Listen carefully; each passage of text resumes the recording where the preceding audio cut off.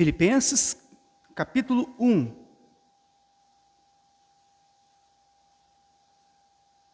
Eu estarei fazendo a exposição do versículo 1 e do versículo 2 hoje.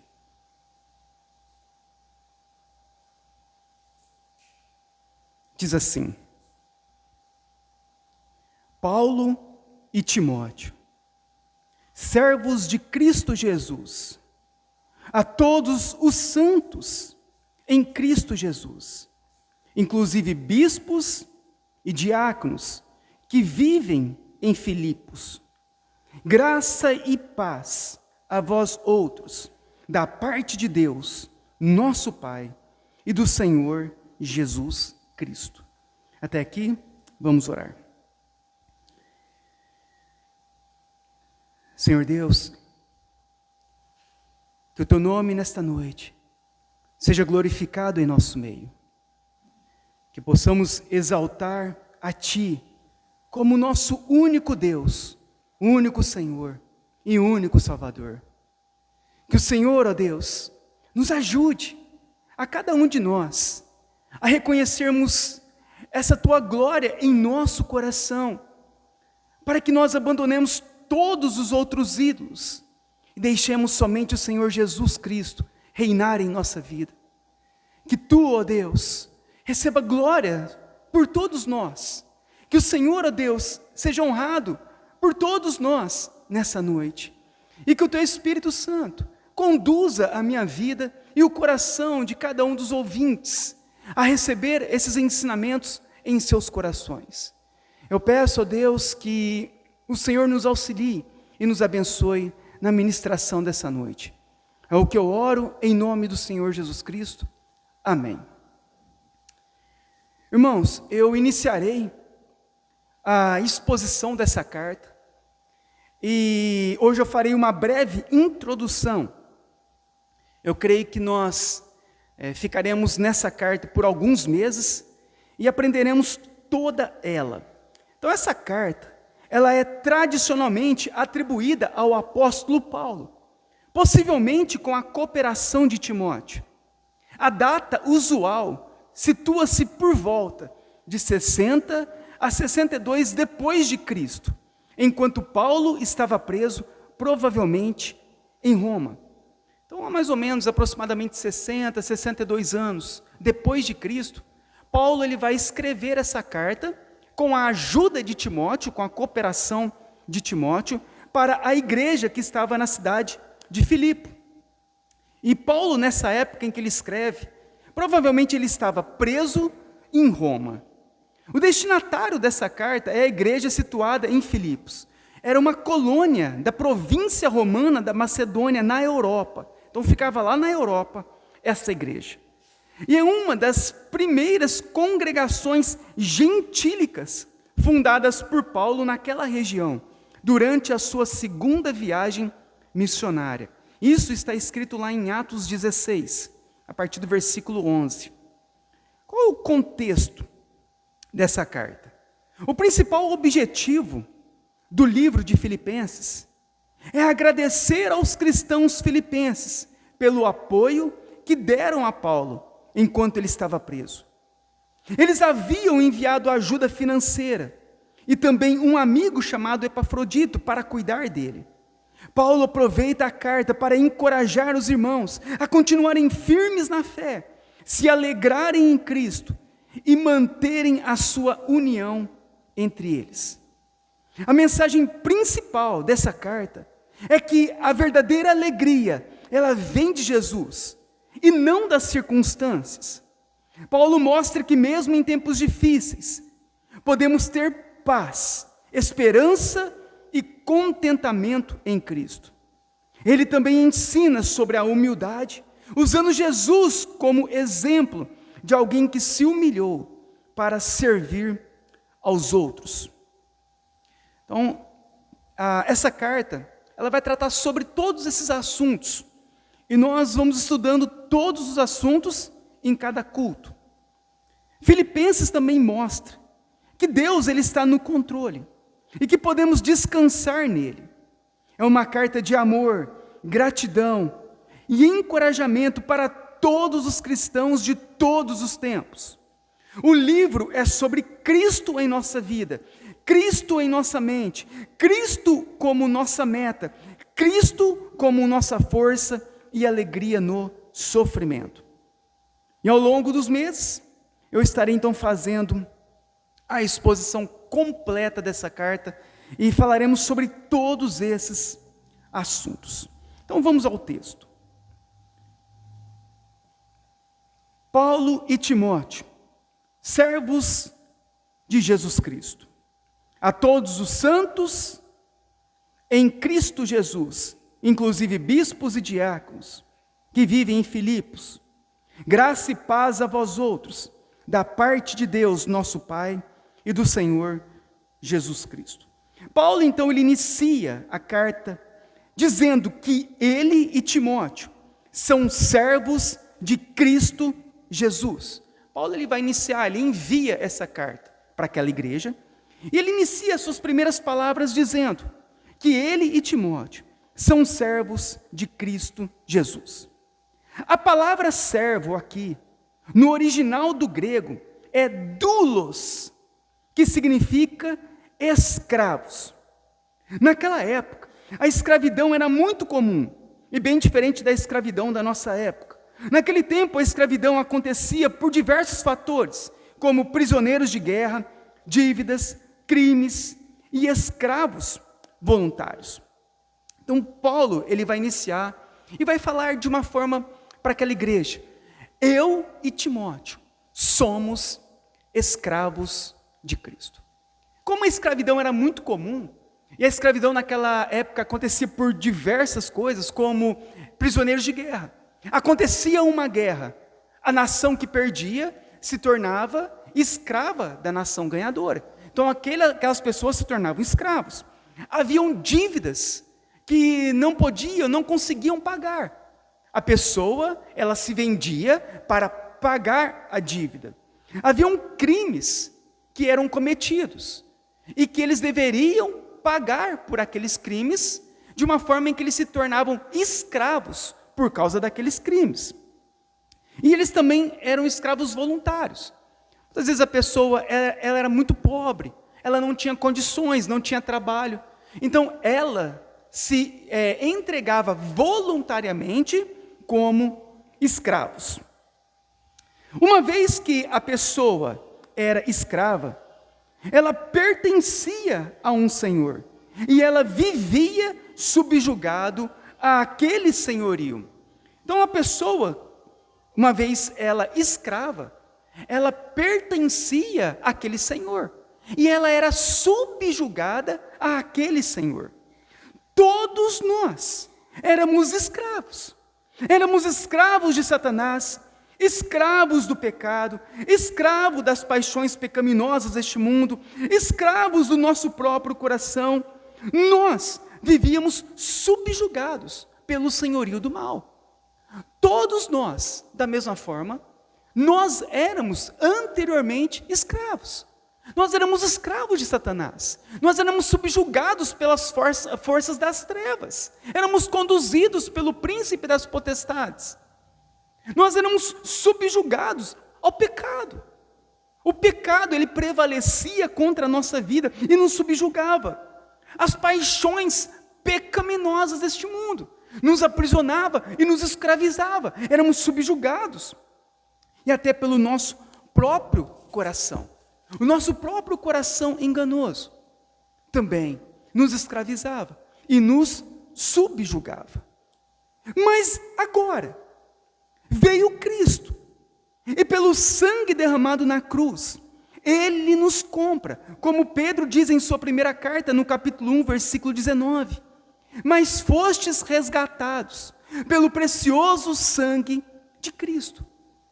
Fomos comprados pelo sangue de Cristo, e uma vez que Ele nos comprou, a nossa vida agora deixou de pertencer às trevas, e passou a pertencer a Cristo, conforme escrito em Colossenses 1, 13 e 14, Ele nos libertou do império das trevas, e nos transportou para o reino do Filho do seu amor, no qual temos a redenção, a remissão dos nossos pecados. Todos nós éramos escravos. Nós vivíamos subjugados a esse mundo. Mas o que Cristo fez por nós? Ele na cruz, Ele paga um preço. Quando Cristo ele derrama o seu sangue naquela cruz, naquele momento, Ele estava comprando o seu povo, resgatando o seu povo da escravidão e agora comprando para Ele. Nós fomos libertos por causa de Cristo, da culpa e do domínio do pecado. Nós somos libertos da maldição da lei por causa de Cristo. Nós somos libertos do jugo do mundo e do poder de Satanás.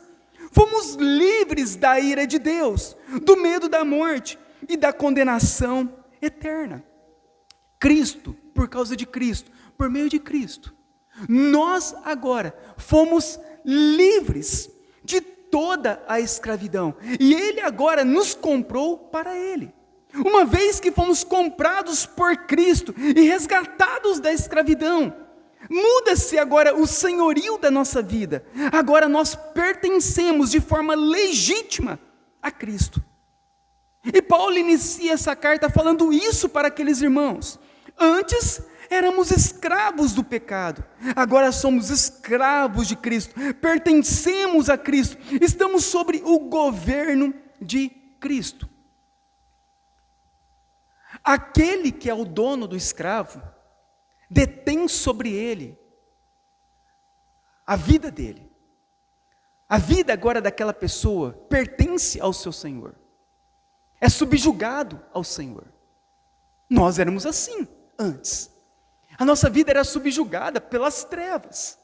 Por mais que tentávamos, não conseguíamos nos libertar, porque pertencíamos a alguém.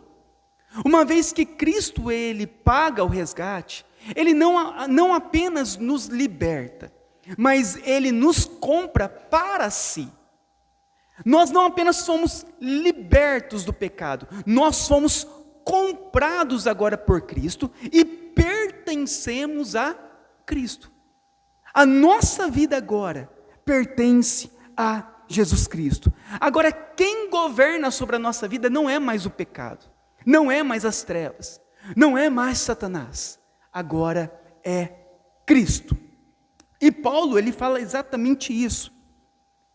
Paulo e Timóteo, servos, nós agora somos escravos, pertencemos a Cristo Jesus. E ele continua no versículo 1. A todos os santos em Cristo Jesus. A palavra santo aqui significa separado. Santo é alguém que foi cortado do pecado, separado por Deus e para Deus. Então, quando falamos santos, diferente do pensamento católico romano, que as pessoas lembram dos santos da igreja, não. Santo é todo aquele que está em Cristo. O que significa? Aqueles que foram cortados do pecado por Deus e agora separados para Deus. Paulo então ele fala todos os santos que estão em Cristo Jesus. Em 1 Coríntios 6, 9 a 11, Paulo diz assim: ou não sabeis que os injustos não herdarão o reino de Deus? Não vos enganeis, nem impuros, nem idólatras, nem adúlteros, nem efeminados, nem sodomitas, nem ladrões, nem avarentos, nem bêbados, nem maldizentes, nem roubadores, herdarão o reino de Deus. Olha que Paulo agora diz, presta atenção, tais fostes, alguns de vós, mas vós vos lavastes, mas fostes santificados, mas fostes justificados em o nome do Senhor Jesus Cristo e no Espírito do nosso Deus. Antes, nossa vida era vivida para o prazer do pecado. Como ele diz, nós éramos injustos, impuros, outros idólatras, outros adúlteros, outros efeminados, outros sodomitas, outros ladrões, outros avarentos, outros bêbados, maldizentes, roubadores. Nós éramos assim, nossa vida era assim, e nós éramos assim porque estávamos subjugados ao pecado. Aquilo trazia prazer para o pecador. Mas o que aconteceu com a nossa vida? O que aconteceu em nós por causa de Cristo? Cristo, ele nos corta do prazer e do amor ao pecado. E ele vai fazer o que em nós? Ele agora vai nos separar, para nós vivermos agora a nossa vida para a glória de Deus, para buscar agora prazer em Deus.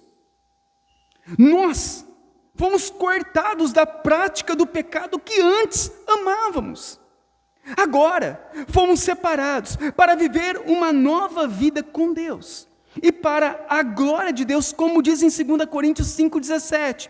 E assim, se alguém está em Cristo, é nova criatura. As coisas antigas já passaram, eis que se fizeram novas. O fato de nós não sermos consumidos, destruídos, ou recebermos a ira de Deus, é porque nós estamos em Cristo.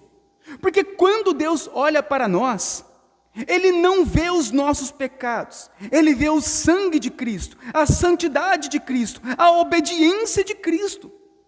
Não foi a nossa moralidade, não foram as nossas boas obras, não foi a nossa religiosidade, nem os nossos méritos que nos tornou santos. Mas Cristo, e por causa de Cristo, somos santos. Paulo ele vai falar aos que são santos em Cristo. O fato do pecado já não mais nos conduzir ao prazer, e sim ao ódio. Nós odiamos, pecamos, falhamos, mas nós não queremos, nós não gostamos daquilo. Para nós aquilo é uma tristeza quando nós erramos, quando nós pecamos. Mas antes não era uma tristeza, antes era uma alegria, vivíamos alegres com o pecado. Mas o que Cristo ele faz? Cristo ele vai agora, por causa dele, nos cortar do amor por aquele pecado que nós tínhamos antes. Não foi você que se cortou, que se separou.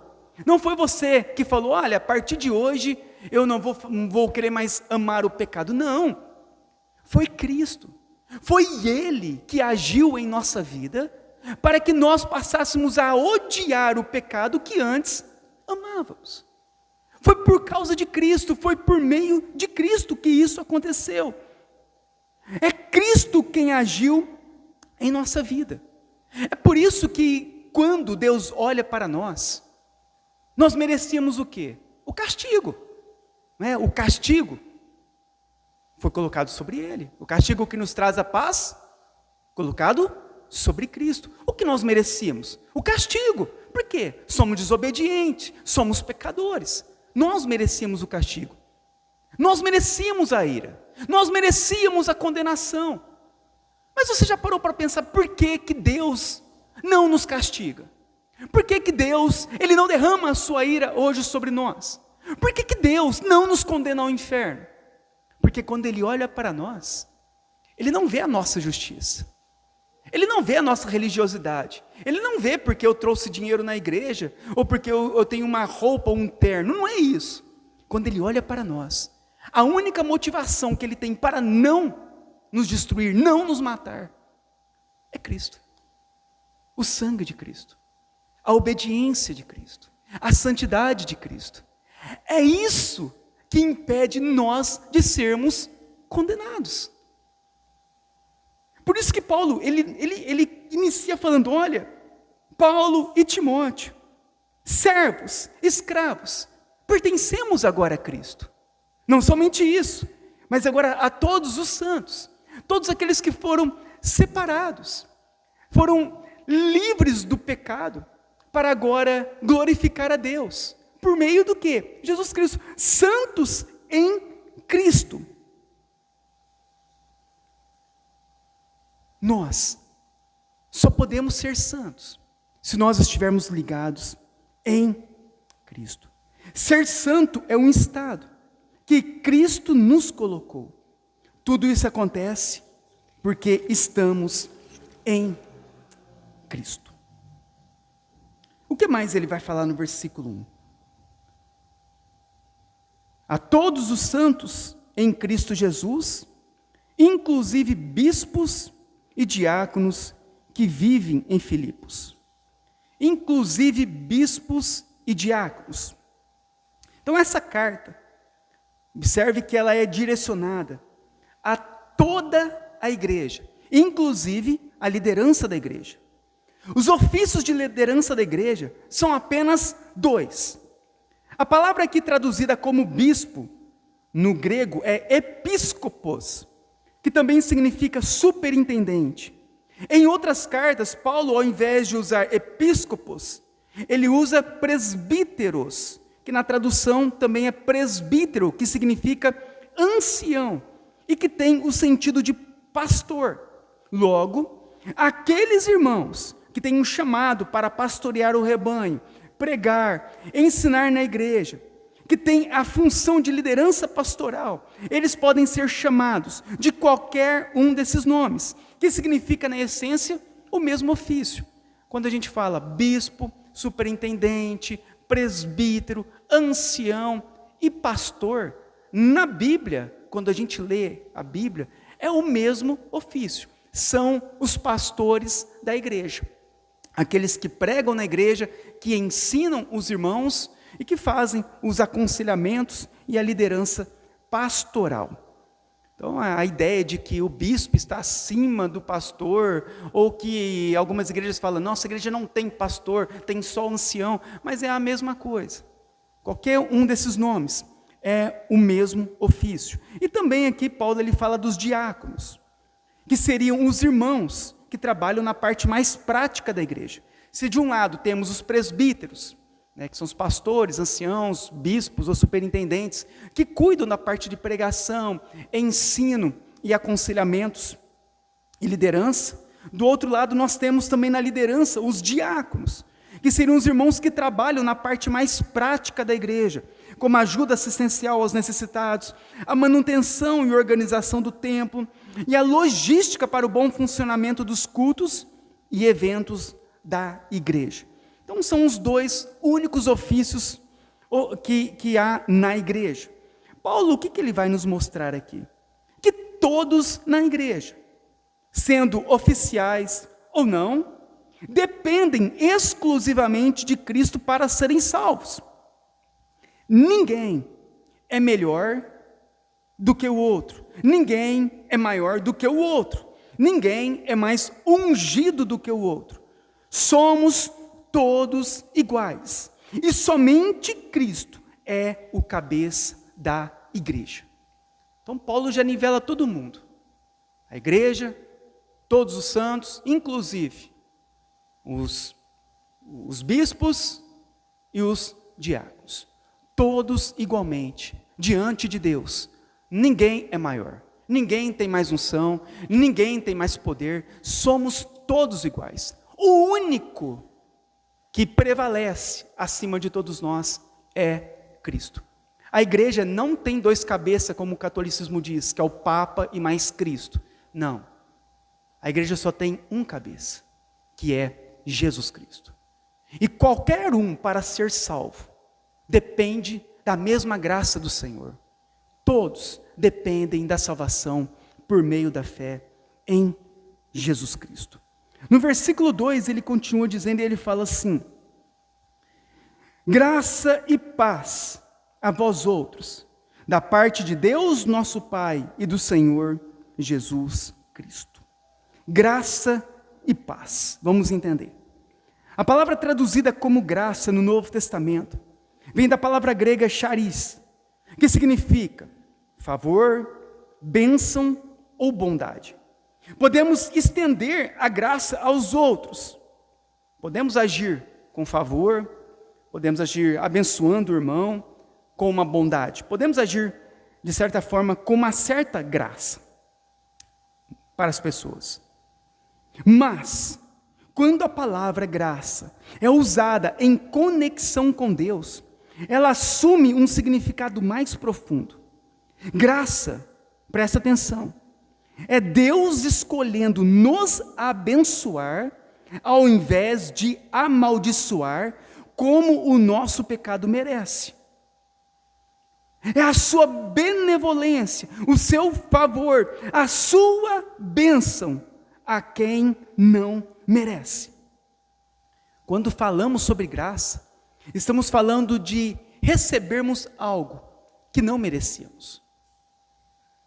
Deus, por causa dos nossos pecados, Ele tinha todo o direito de nos amaldiçoar. Tinha todo o direito. Como aconteceu no passado. Você lembra lá de Noé?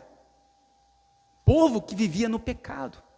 Deus amaldiçoou aquele povo e condenou aquele povo ao dilúvio. Você lembra de Sodoma e Gomorra? Um povo imoral. O que aconteceu? Sofreram a punição de Deus, a maldição de Deus. Nós, igualmente, merecíamos a mesma punição. Por que nós não somos punidos por Deus, amaldiçoados por Deus? Porque chama-se graça. Nós recebemos um favor que nenhum de nós merecíamos. Deus nos abençoa, mesmo sem nós merecermos. Você respira, Deus está te abençoando. O teu coração está batendo, Deus está te abençoando. Você tem o que comer, Deus está te abençoando. Ninguém merecia. Isso chama-se graça. Ele nos abençoa. Ele é benevolente. Ele está usando do seu favor, mesmo que nós não merecemos. Quando Paulo diz, graça a vós outros, significa que por meio de Cristo, recebemos o Espírito Santo, o perdão, a reconciliação, as bênçãos e a salvação. A graça, ela é recebida, é chegada a nós, por causa de Cristo. Cristo é quem nos dá da graça de Deus. O favor de Deus sobre nós é por causa de Cristo. E o que significa paz? Graça e paz. E paz? A paz com Deus tem a ver com a reconciliação por meio de Cristo. Essa paz acontece uma única vez. Todos os que foram salvos por Cristo têm essa paz de forma igual. Todos os salvos têm plena paz com Deus. Essa paz é a paz da reconciliação. Quando nós cremos em Cristo, nós fomos reconciliados de uma vez por todas com Deus. E por causa disso, hoje podemos ter paz eterna com Deus. Isso significa que nós só podemos receber essa graça de Deus, e viver em paz com Deus, por meio de Jesus Cristo. Como diz em João 14, 27, deixe-vos a paz, a minha paz vos dou, não vos lá dou como o mundo a dá, não turbe o vosso coração e nem se atemorize. Essa paz que Deus nos dá, essa paz que nós temos hoje, essa paz que dentro do nosso coração há uma tranquilidade entre nós e Deus. Ela foi nos dada por causa e por meio de Cristo.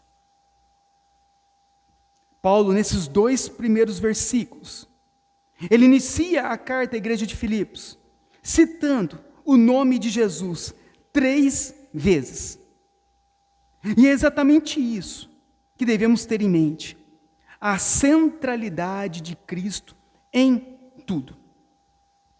A questão para nós não é aquilo que somos ou oferecemos a Deus, mas quem Cristo é na nossa vida. O pastor Charles Spurgeon, ele diz assim: nada temos até que tenhamos Cristo, e tendo Cristo, tudo temos. Nada temos, enquanto nós não tivermos Cristo. Mas depois que nós temos Cristo, tudo nós temos. Lembre-se, nós, por causa de Cristo, nos tornamos servos, escravos dele, por causa da obra dele, por causa do sacrifício dele. Nós agora fomos libertos das trevas, e agora nós vivemos no reino de paz, por causa de Cristo. Nós somos comprados por Cristo, nós somos libertos por Cristo, e pertencemos a Cristo. Por causa de Cristo nós nos tornamos também santos. Por meio de Cristo fomos cortados do pecado, e separados para viver para a glória de Deus. Por causa de Cristo, nós recebemos graça e paz com Deus, pela obra perfeita de Cristo. Tudo está ligado a Cristo. Tudo que somos, tudo que pensamos, a nossa vida, ela só faz sentido se nós estivermos em Cristo. Cristo, antes não tínhamos nada. Mas depois que Cristo, Ele entrou em nossa vida, nós passamos a ter tudo. Porque Cristo se tornou tudo em nossa vida. A pergunta é, Cristo é tudo para você? Cristo é tudo na sua vida? Você já parou para pensar o que seríamos de nós sem Cristo? Nós seríamos ainda escravos do pecado. Seríamos escravos de Satanás. Estaríamos debaixo da condenação. Mas por causa de Cristo, nós somos livres e libertos dessa escravidão. O que seríamos de nós sem Cristo? Continuaríamos ainda tendo prazer no pecado, prazer naquilo que é mal. Nós continuaríamos ainda felizes em pecar, mas por causa de Cristo, nós hoje fomos cortados do prazer ao pecado. Nós nos entristecemos pelos nossos pecados. Você já imaginou o que seria de você sem Cristo? Onde você encontraria graça? Onde você encontraria paz sem Cristo? Onde poderíamos buscar ou encontrar sem Cristo? É por isso que Cristo, uma vez encontrado, Ele é tudo que nós temos, tudo que nós precisamos, Ele é tudo em nossa vida. Porque quem tem Cristo, tem tudo. Olha, se hoje fosse o teu último dia, você já pensou nisso? Se hoje fosse o último dia em que o teu coração permanecesse batendo, você fosse dormir hoje à noite e não acordasse amanhã. Olha para nós. O que seríamos de nós sem Cristo? Olha a humanidade, correndo de um lado para o outro, atrás de muitas coisas, na ganância e na busca pelas coisas deste mundo. Olha as pessoas vivendo nos seus pecados e nos prazeres carnais e mundanos. Olha as pessoas se entregando a todos os tipos de coisas ruins deste mundo. Imagina quando chegar o último dia delas, o que será delas? Mas agora olha para nós. Se hoje fosse o nosso último dia e fechássemos os nossos olhos, nós teríamos tudo o que realmente precisamos. Teríamos Cristo. Vale muito mais do que qualquer outra coisa. É por isso que Spurgeon diz: nada temos até termos Cristo. Mas depois que nós temos Cristo, nós passamos a ter tudo.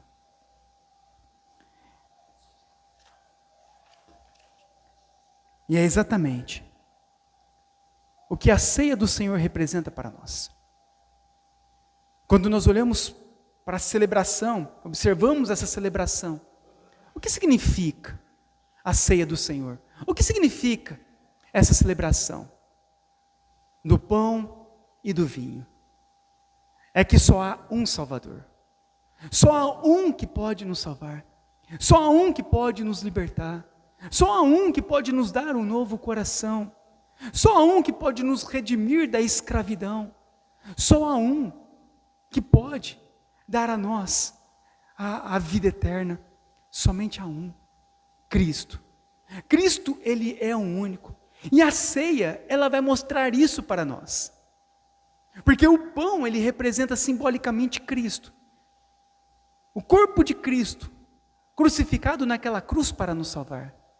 O sangue de Cristo, o vinho, representa o sangue de Cristo, derramado pelos nossos pecados naquela cruz. O momento da ceia é o momento de nós entendermos que sem Cristo, nenhum de nós seremos salvos. A ministração da pregação, ela vai aos nossos ouvidos. A celebração da ceia, ela vai aos nossos olhos. Ela mostra para todos nós, é um testemunho para todos nós, que só podemos ser salvos por meio de Cristo. Só há um Salvador, só há um que tem o poder, só há um que é o cabeça da igreja, só há um que deve receber honra e glória, só há um que pode nos dar um novo coração, só há um, não há 2, 3, 4, somente um. E é uma noite para nós nos rendermos ao governo do Senhor, nos rendermos a Jesus Cristo e reconhecermos Ele na nossa vida, porque sem Ele, irmãos, não haverá esperança. O tempo está chegando, o fim está próximo. Olha como o mundo está caminhando para a perdição. Olha como o pecado ele está entrando em todos os lugares. Olha como o mundo, para onde o mundo está caminhando. O que será de nós sem Cristo?